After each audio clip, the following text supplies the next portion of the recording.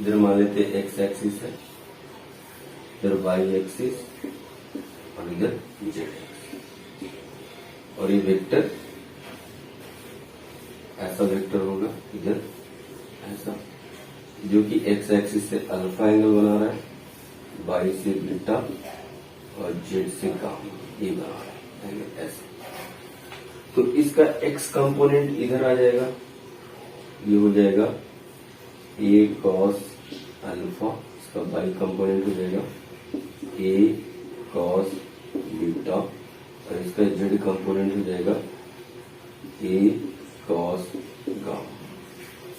तो ये भी एक वेक्टर, तीन वेक्टर में टूट गया। एक वेक्टर एक्स एक्सिस की तरफ ए कॉस अल्फा आई, इसको लिख सकते हैं हम लोग, ये बीटा इसको जे यूनिट वेक्टर से गुना कर ले तो इसका मैग्नीट्यूड तो नहीं बदलेगा, बस डायरेक्शन किधर हो जाएगा, बाई एक्सिस की तरफ, है ना। पता है ना कि अगर यूनिट वेक्टर आई जे के से किसी भी स्केलर क्वांटिटी को गुना कर देते हैं तो उसका मैग्नीट्यूड नहीं बदलता है, बस उसमें डायरेक्शन ऐड हो जाता है। तो अगर हम ए कॉस अल्फा में आई से गुना कर दे तो इसका डायरेक्शन किधर हो जाएगा, एक्स एक्सिस की तरफ। सिमिलरली ए कॉस बीटा में अगर जे यूनिट वेक्टर जे से गुना कर दे तो इसका डायरेक्शन बाई एक्सिस की तरफ हो जाएगा। अगर ए कॉस गामा को जेड एक्सिस की तरफ है तो इसमें अगर के यूनिट वेक्टर से गुना कर दे तो इसका डायरेक्शन जेड एक्सिस के तरफ हो जाएगा, लेकिन मैग्नीट्यूड में कोई फर्क नहीं पड़ेगा। अभी भी सबका मैग्नीट्यूड, इसका ए कॉस अल्फा है, इसका A cos beta, A cos gamma, ठीक है। तो हम कंसीडर कर लेते तीन वेक्टर, एक वेक्टर एक्स एक्सिस, एक वेक्टर वाई, एक वेक्टर जेड एक्सिस। अब चूंकि ये वेक्टर ए का कंपोनेंट है ना, तो वापस इसको जोड़ने पर वेक्टर ए आना चाहिए। तो अगर कैसे ये देखो, ये एक्स और वाई प्लेन में है तो इसका अगर रिजल्टेंट निकालेंगे, इसका अगर रिजल्टेंट निकलेगा एक्स वाई प्लेन में ये, तो ये कोई वेक्टर आता होगा जो एक्स वाई प्लेन में होगा, एक्स वाई प्लेन में, तो इसका रिजल्टेंट क्या होगा, इसका रिजल्टेंट होगा ए कॉस अल्फा आई प्लस ए कॉस बीटा जे, ऐसा लिखेंगे, है ना। ए कॉस अल्फा आई प्लस ए कॉस बीटा जे, इन दोनों एक्स और वाई वाला कंपोनेंट का रिजल्टेंट। अब ये एक्स वाई प्लेन में है और जेड एक्सिस यहाँ इधर परपेंडिकुलर है, इधर पे एक वेक्टर ए कॉस गामा के है। अब इन दोनों का रिजल्टेंट निकालेंगे तो एक पैरेललोग्राम ऐसे बनाएंगे जो 3 डायमेंशन में पैरेललोग्राम बनेगा। अब इसका रिजल्टेंट ऐसे आएगा, है ना। तो जो रिजल्टेंट होगा इन तीनों का वो वेक्टर ए के बराबर होगा, और क्या होगा, ए कॉस अल्फा आई प्लस ए कॉस बीटा जे प्लस ए कॉस गामा की, ऐसा होगा। तो वही मैंने यहाँ पे लिखा था, ठीक है, कि वेक्टर ए को उसी के कंपोनेंट में हम लिख सकते हैं, X component plus Y component plus Z component. तो एक्स कंपोनेंट इसका ए कॉस अल्फा आई हो गया, वाई कंपोनेंट वेक्टर के टर्म में ए कॉस बीटा जे, और Z component A cos gamma के बाई जेड एक्सिस के अलावा, ठीक है। इस तरह से एक सिंगल वेक्टर को हम तीन वेक्टर में तोड़े और तीनों वेक्टर के कंपोनेंट के टर्म में इस सिंगल वेक्टर ए को हमने लिख दिया, ठीक है। अगर इसका मैग्नीट्यूड निकालने बोलेगा तो वेक्टर ए का मैग्नीट्यूड क्या हो जाएगा, अंडर रूट ए कॉस अल्फा का स्क्वायर प्लस ए कॉस बीटा का स्क्वायर और प्लस ए कॉस गामा का स्क्वायर, ठीक है। इसके स्क्वायर करो तो हो जाएगा ए, इसका मॉड हो गया ए के बराबर, ये हो गया A square cos square alpha plus A square cos square beta plus A square cos square gamma. सब में ए स्क्वायर कॉमन है, बाहर हो जाएगा ए स्क्वायर और अंदर बचेगा cos square alpha plus cos square beta plus cos square gamma का अंडर रूट, ये ए हो गया, ठीक है। अब दोनों तरफ स्क्वायर कर लेते हैं तो ये हो जाएगा ए स्क्वायर बराबर A square cos square alpha plus cos square beta plus cos square gamma. A square से ए स्क्वायर कैंसिल, ठीक है। तो क्या आ जाएगा,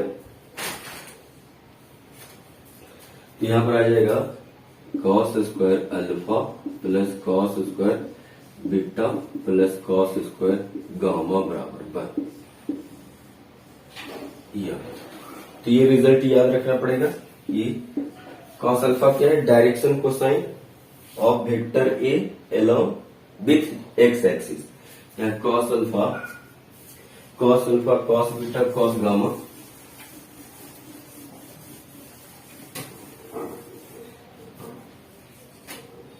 cos alpha cos beta cos gamma,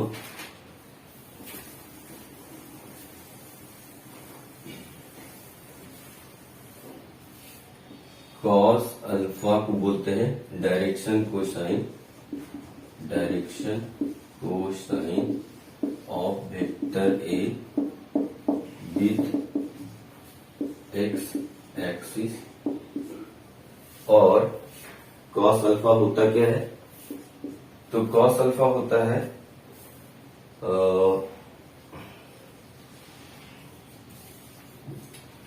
x component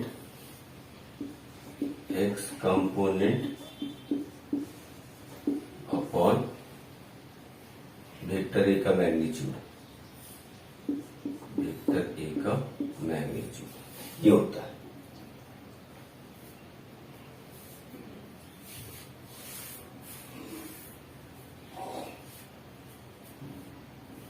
cos beta इसको बोलते हैं direction cosine of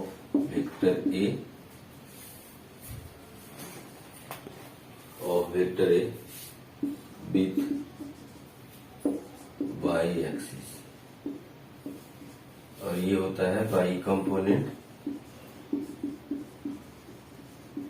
upon vector A का मैग्नीट्यूड। सिमिलरली कॉस गामा होता है direction cosine, cos alpha cos gamma क्या बोलते हैं? Direction cosine of vector A with Z axis. इसका जो वैल्यू होता है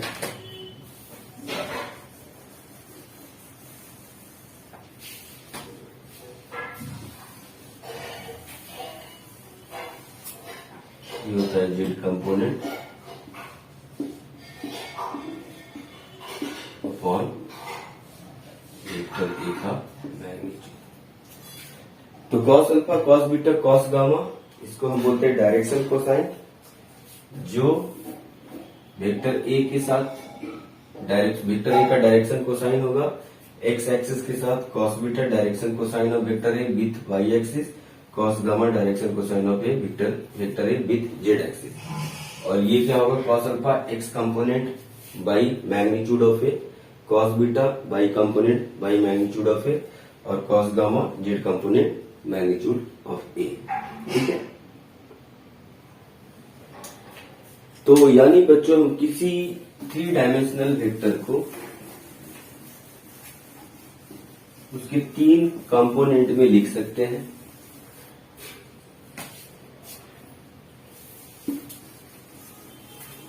उसका डायरेक्शन कोसाइन निकाल सकते हैं हम लोग, अल्फा बीटा गामा निकाल सकते हैं। तो यहाँ से अल्फा का वैल्यू क्या हो जाएगा?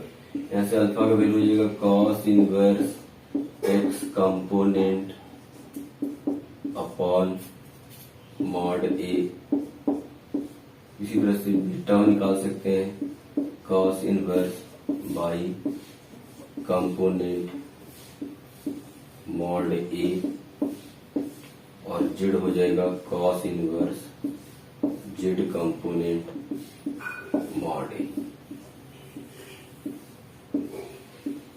ठीक है, तो इस तरह से एक सिंगल वेक्टर को हम 3D वेक्टर में लिख सकते हैं। उसका डायरेक्शन कोसाइन निकाल सकते हैं, एक्स बाई जेड एक्सिस के साथ एंगल निकाल सकते हैं, और बहुत सारे क्वेश्चंस किए जा सकते हैं इसमें, जैसे कि यूनिट वेक्टर निकालो। ठीक है, ये सब हम लोग कुछ एग्जांपल से देखते हैं। ठीक है, let us see with some examples and try to understand 3 dimensional vector. ठीक है, तो अगर हमको कोई पॉइंट P दे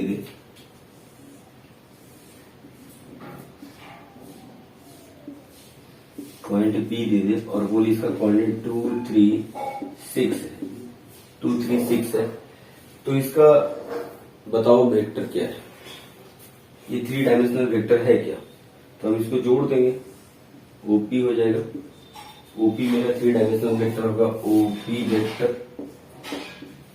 ये ओपी वेक्टर का कोऑर्डिनेट दिया 2 3 6, पोजीशन वेक्टर दिया हुआ, ये पोजीशन वेक्टर है 2 3 6। इसका मतलब हुआ इसका एक्स कंपोनेंट 2 है, वाई कंपोनेंट 3 है, जेड कंपोनेंट 6 है। तो हम लिख सकते हैं 3i plus 2i plus 3j plus 6k। ठीक है, ये हो गया वेक्टर ओपी। अब इसका मैग्नीट्यूड भी निकाल सकते हैं हम लोग। वेक्टर ओपी का मैग्नीट्यूड हो जाएगा √4 प्लस 9 प्लस 36। 36 प्लस 4 कितना हो जाएगा, 40 प्लस 9 49। 49 का रूट हो जाएगा 7। ठीक है, आ गया। अब इसका डायरेक्शन कोसाइन निकाल सकते हैं, तो कॉस अल्फा क्या होगा, तो X component upon vector OP का मैग्नीट्यूड 7। यहां से अल्फा का वैल्यू क्या होगा, cos inverse 2/7। Similarly cos beta बराबर क्या होगा, तो बाई कंपोनेंट अपॉन मैग्नीट्यूड और वेक्टर ओपी, ये हो जाएगा बीटा का वैल्यू हो जाएगा कॉस इनवर्स 3/7। इसी तरह से कॉस गामा क्या होना चाहिए, एक जेड कंपोनेंट 6 और मॉड ऑफ वेक्टर ओपी 7 के बराबर है। यहां से गामा का वैल्यू हम लोग निकाल सकते हैं, कॉस इनवर्स 6/7। ठीक है, अब यहाँ पर cos square alpha, cos square beta, cos square gamma 1 होना चाहिए, ये भी चेक कर लेते हैं। Cos square alpha plus cos square beta plus cos square gamma, ये 1 होना चाहिए, तो चेक कर लेते हैं, वैल्यू पुट करते हैं। 2 का स्क्वायर 4/49 प्लस 3 का स्क्वायर 9/49 प्लस 6 का स्क्वायर 36/49। सबको जोड़ो, 36 4 40 9 49, 49/49 कट गया 1। तो सही है, cos square alpha plus cos square beta plus cos square gamma कितना है, 1 है। तो इस तरह से किसी भी पॉइंट अगर 3D पॉइंट होते हैं तो उसका हम वेक्टर बना सकते हैं, या कोई वेक्टर हो तो उसका अल्फा बीटा गामा पता हो तो हम उससे 3 उसको 3 म्यूचुअली परपेंडिकुलर कंपोनेंट में तोड़ सकते हैं। ठीक है, इसका डायरेक्शन कोसाइन निकाल सकते हैं, अल्फा बीटा गामा निकाल सकते हैं। ठीक है, तो इस तरह से 3 डायमेंशनल वेक्टर को हम 3 वेक्टर में तोड़ सकते हैं, अगर उस वेक्टर के द्वारा एक्स और वाई जेड एक्सिस में एंगल पता हो। ठीक है, तो ये रहा। अच्छा, इस पर एक सवाल और हो सकता है कि इसका यूनिट वेक्टर बताओ, वेक्टर ओपी का यूनिट वेक्टर। तो वेक्टर ओपी का यूनिट वेक्टर क्या होगा, तो वेक्टर ओपी का यूनिट वेक्टर होगा OP vector upon mod of vector OP. तो ओपी है क्या, वेक्टर ओपी वेक्टर क्या है, 2i plus 3j plus 6 unit vector के अपॉन मॉड इसका 49।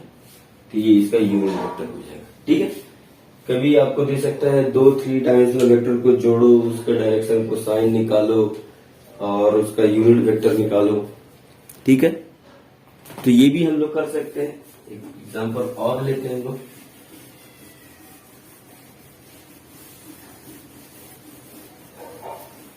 मान लो बोले कि चलो लेट कर लेते हैं, लेट वेक्टर ए बराबर आई प्लस जे प्लस के और वेक्टर बी जो है वो है 2i plus 4k plus 3j, ऐसा है। अब बोलेगा vector A plus vector B निकालो, कितना हो जाएगा, 2 1 3i, जोड़ देना है सिंपल सिंपल। आई जे का जे के साथ जोड़ देते हैं, 3j प्लस j 4j हो जाएगा और 4k प्लस k 5k हो जाएगा। ये हो गया a प्लस बी वेक्टर, जो कि 3 डायमेंशनल वेक्टर है जिसका x component 3, y component 4, z component 5। ठीक है, इसका बोलेगा कि मैग्नीट्यूड निकालो। चलो भाई मैग्नीट्यूड निकाल लेते हैं। तो मैग्नीट्यूड कितना हो जाएगा, √9 प्लस 16 प्लस 25 कितना हो गया, 9 6 16 9 25 25 25 50 50 का रूट कितना हो जाएगा, 5√2। ये हो गया। अब इसका डायरेक्शन तो साइन निकाल लो, cos alpha X component 3 by mod of vector A plus B 5√2 alpha निकालो यहां से। Alpha is angle with X axis of vector A plus B, ये हो जाएगा कॉस इनवर्स 3/5√2। ठीक है, इस तरह से कॉस बीटा भी निकाल सकते हैं हम लोग। कॉस बीटा बराबर हो जाएगा बाई कंपोनेंट 4/5√2 और यहां से बीटा एंगल हो जाएगा cos inverse 4/5√2। Similarly cos gamma जो होगा जेड कंपोनेंट 5 मॉड हो गया 5√2 कैंसिल हो जाएगा। यहाँ से गामा जो हो जाएगा, गामा का वैल्यू हो जाएगा 45 डिग्री, ये हो जाएगा 45 डिग्री। इस तरह से ठीक है। अब इसका यूनिट वेक्टर भी निकाल सकते हैं, वेक्टर ए प्लस बी का यूनिट वेक्टर। इसका यूनिट वेक्टर ऐसा, ए प्लस बी का यूनिट वेक्टर ये क्या होगा, तो वेक्टर ए प्लस बी जो कि 3i plus 4j plus 5k, ठीक है, अपॉन इसका मॉड कितना आया, मॉड आया 5√2, ये हो गई यूनिट वेक्टर। ठीक है, तो इस तरह से A plus B, A minus B, unit vector, direction, cosine, mod, alpha, beta, gamma, ये सारे वैल्यूज हम लोग निकाल सकते हैं। ठीक है, तो ये था हमारा 3D डायमेंशनल वेक्टर। हम लोग मिलते हैं नेक्स्ट वीडियो में। नेक्स्ट वीडियो में हम लोग क्या करने वाले हैं, तो अब हम लोग प्रोडक्ट के बारे में चर्चा करेंगे, डॉट प्रोडक्ट और क्रॉस प्रोडक्ट के बारे में। तो बच्चों पढ़ाई करते रहें। अगर वीडियो अच्छा लगता है तो इसको शेयर और लाइक सब्सक्राइब करें, वीडियो चैनल को सब्सक्राइब करें। तो मिलते हैं हम लोग नेक्स्ट वीडियो में, तब तक पढ़ाई करते रहिए। All the very best.